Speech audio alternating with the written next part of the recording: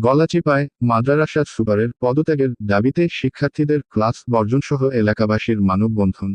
পটুয়াখালীর গলাচিপায় মাদ্রাসা সুপারের নানা দুর্নীতি ও অনিয়মের অভিযোগে পদত্যাগের দাবিতে ৩ দিনব্যাপী শিক্ষার্থীদের ক্লাস বর্জন, অভিভাবকসহ এলাকাবাসী মানববন্ধন ও বিক্ষোভ সমাবেশ করছে।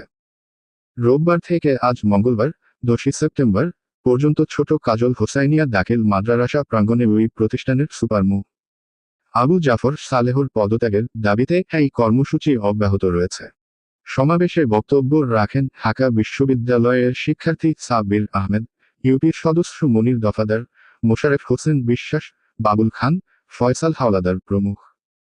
বক্তারা বলেন, আবু জাফর সালেহ মাদ্রাসার সুপার পদে কর্মরত থেকে বিভিন্ন সময়ে অহেতুক কারণ দেখিয়ে ক্লাস ফাঁকি দেওয়া, ভুয়া শিক্ষক দিয়ে ক্লাসে পাঠদান সহ নানা দুর্নীতি ও অনিয়ম করে প্রতিষ্ঠানের ক্ষতিসাধন করেছে।